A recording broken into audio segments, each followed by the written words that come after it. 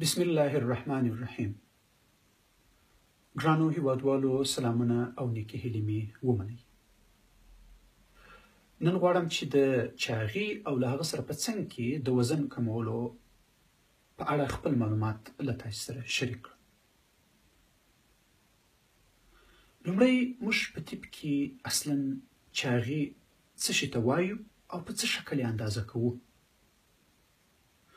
که چېرته د یو انسان قد یا لوړوالی په متر سره اندازه کړو او د هغه انسان وزن په کیلوګرام سره اندازه کړو، نو که د یو کس لوړوالی یا قد 1.7 متره وي، همدغه 1.7 راواخلو په 1.7 کې ضرب کړو، د هغه څخه چې کوم حاصل لاسته راځي په هغه باندې د نوموړي انسان وزن تقسیم کړو.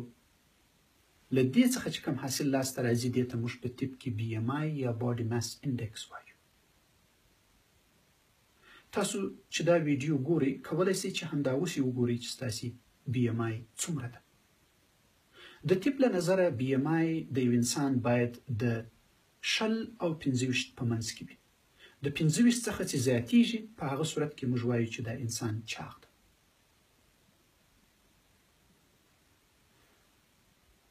موږ تاسو ټول پوهیږو چې انسانان چې ډوډۍ خورو، د ډوډۍ د څښاک د دې له لارې موږ تاسې وجود ته انرژي داخلیږي. همدغه انرژي ده چې موږ د هغه په واسطه باندې تګ کولی سو، فکر کولی سو، سبق ویلی سو، هر څه چې کوو، فزیکي فعالیت کولی سو، د همغه انرژي په واسطه یې کولی سو. خو که دغه انرژي زموږ تاسې د فزیکي فعالیت څخه زیاته وي، چې موږ کوم خوراک کوو هغه د موږ تاسې د فزیکي فعالیت څخه زیاته وي، زموږ تاسې وجود یې د سپینې غوښې په شکل باندې ذخیره کوي. خدای دې وکړه چې هغه انرژي که بوره وي، که سبزي وي، که هر شی وي، که غوښه وي، که توره غوښه وي، که سپینه وي، خو چې زموږ وجود ته داخله سوله، زموږ تاسې وجود یې د سپینې غوښې په شکل باندې ذخیره کوي. هغه په سپینه غوښه بدلوي او په هغه شکل باندې ذخیره کوي. که چېرته یو کس خوراک کم کوي، فزیکي فعالیت یې زیات وي، هغه کس په وجود کې چې کومه سپینه غوښه ذخیره ده هغه سوځوي او د هغه څخه کار اخلي او وزن یې کمیږي. څه ډول کولی سو چې موږ تاسې خپل وزن کم کړو؟ خصوصا که د یو انسان BMI د 25 او 30 په منځ کې وي، عموما ډاکټران دا توصیه کوي چې باید وزن ډیر زیات خیال په دې وساتل شي چې سړی څه شی خوري او فزیکي فعالیت یې څومره ده.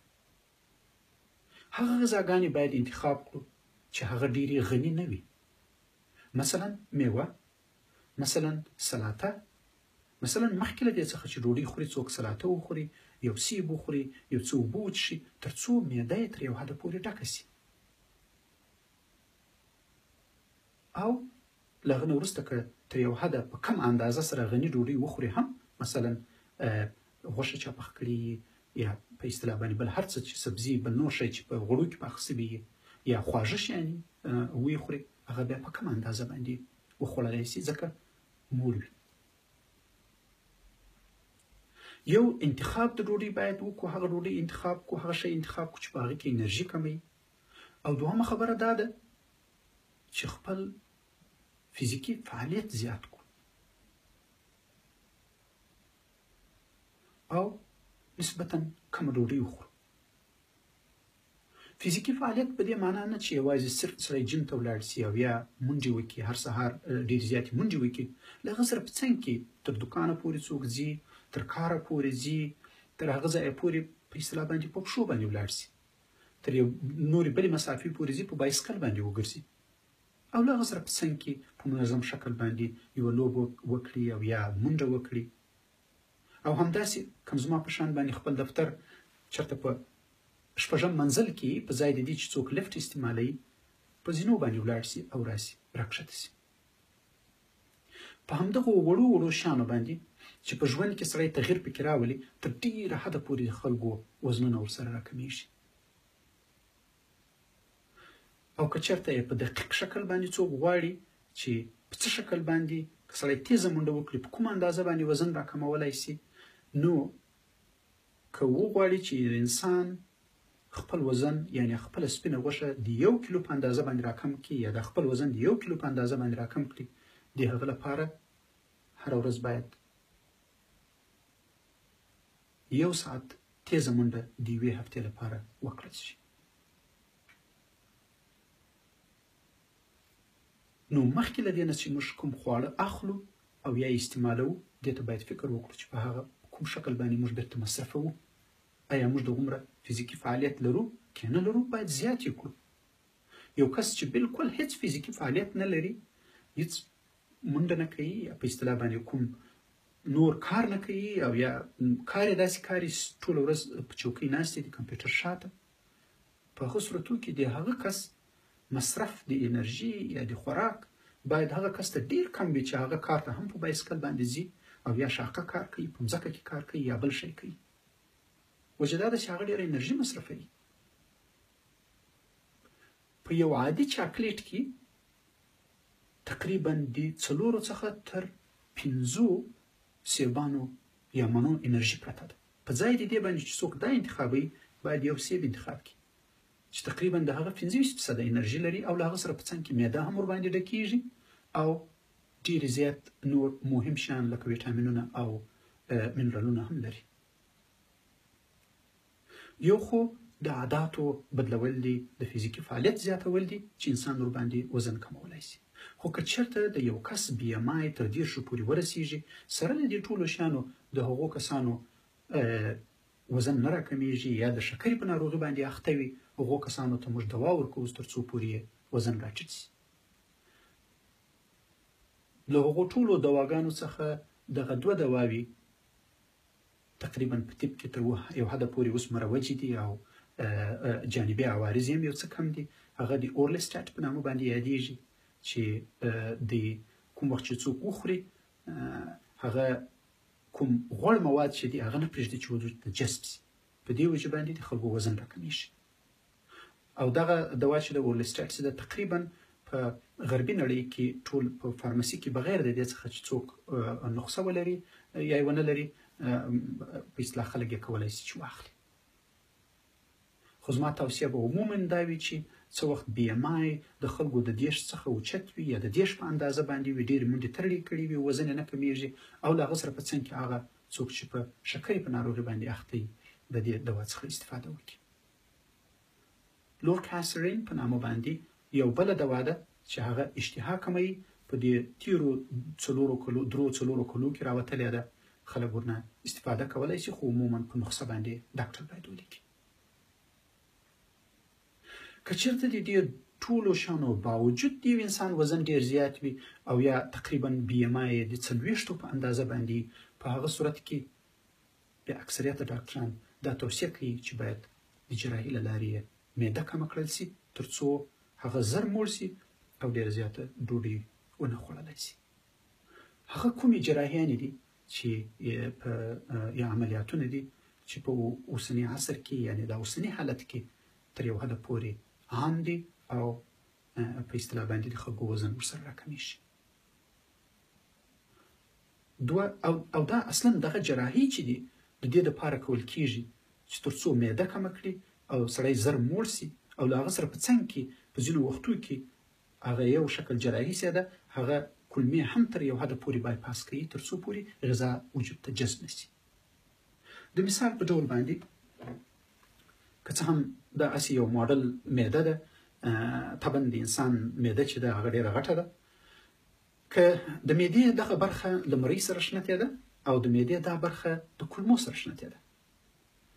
2 قسمه جراحي دي چې عموما نسبتا عامې دي او نورې هم یو 2-3 قسمه جراحي نورې هم شته، خو د هغو د نورو عواملو په واسطه باندې تر یو حده پورې په کمیدو دي. یو ته یې ګیسټریک بایپاس وایي.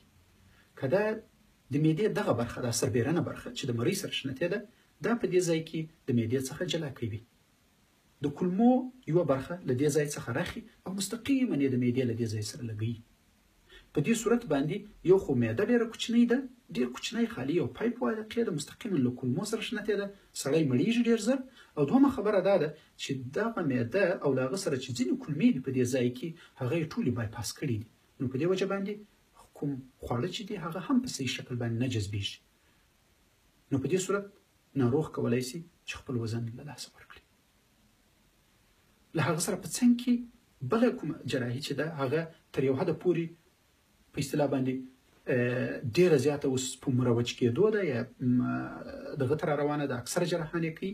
هغه دا ده چې هغه ته سلیو ګیسټرکټومي وایي.